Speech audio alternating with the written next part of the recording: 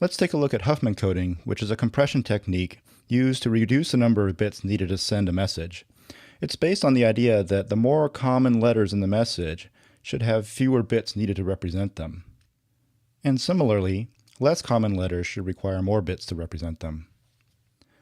Let's use this phrase, Mississippi River. Now this one has 17 characters. If we were to use the common ASCII representation of each letter, we would require 8 bits each, for a total of 136 bits to send this message. Let's see if we can do better. Start by writing down each of the letters that appear in the message. M, I, S, P, R, V, E, and the space, which I'll represent as a dash. Then tally up how many times each letter appears. 1 for M, 5 for I, 4 for S, and so forth.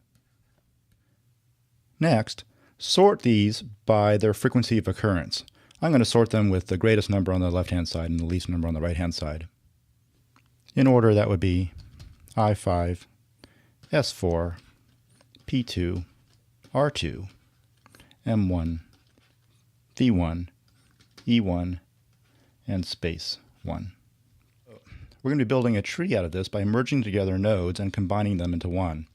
Start by looking for the two nodes with the lowest numbers. Now we got 4 to choose from here, so it doesn't really matter which ones we look at. Let's do E and space. We're going to combine those together, and those become E space with a sum of 2, because 1 plus 1 is 2. Repeat.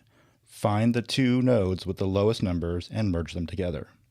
We'll do M and V. M and V combine to make a sum of 2. And repeat again. Now we're going to find the two with the lowest numbers. There's 4 to choose from.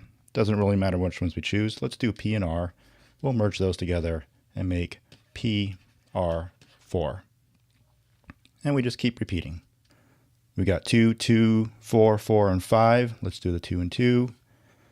This becomes M, V, E, space, 4. Repeat again. Let's do PR merged with MVE space, and this is going to become PR MVE space with a total of 8. Now we've got 5, 4, and 8. We need to choose the two with the lowest numbers, so we'll choose 5 and 4, and we'll merge those together. I, S, 9. Now we've got 9 and 8. Merge those together. I, S, P, R, M, V, E, space, with a total of 17. A good double check is to make sure this number here, 17 at the very top, is equal to the total number of characters in our original, and also it equals the sum of all these numbers here on the left-hand side. The last thing we're going to do to the tree to complete the construction is to label the left and right-hand sides of each of the branches with a 0 and 1. 0, 1, 0, 1, 0, 1. And that completes the construction of the tree.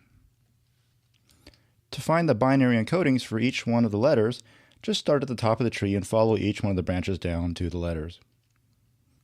Here's the encoding for I. We start at the top branch, follow the 0 down, and then follow the next 0 down. So the encoding for I is 0, 0. To find S, start at the top, follow this branch down, and then follow this one down. This one is then 0, 1. P is found by going to the right, and then to the left, and to the left. Its encoding is 1, 0, 0. Do the same thing for each of the other letters.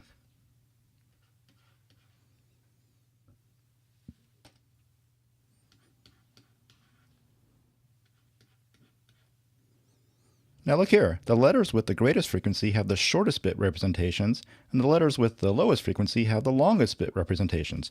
That's exactly what we wanted. We don't need this tree anymore. All we need are the letters and the bit representations. Now we can write out the bits for our message. We'll start with M. M is 1, 1, 0, 0. I is 0, 0. S is 0, 1. S is 0, 1 again. I is 0, 0. 0, 1 for S, 0, 1 for S, 0, 0 for I. P is 1, 0, 0, 1, 0, 0 again, 0, 0 for the I. Space is 1, 1, 1, 1. Keep doing this for the rest of the message. And there's our Huffman-coded binary message for Mississippi River. If I've counted these up right, there are 46 bits in this message.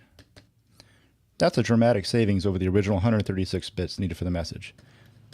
In fact, 46 bits is about 33% of the original one, leading us to a savings of close to 67% over the original message. That's pretty typical of English text, and it's all based on this simple idea that most languages have letters that are more common and letters that are less common. The more common letters should have shorter bit representations, and the less common letters should have longer bit representations. This allows us to squeeze the most out of the text. Now here's something for you to do. Go back through this new bit string and try to find the original message. It's in there, I promise. You're going to need to use the dictionary we've built at the bottom of the screen. It's really all kind of neat how it works. As you go through the bit string, you're going to discover that there's no possible way to misinterpret this as anything other than Mississippi River. Thanks for watching.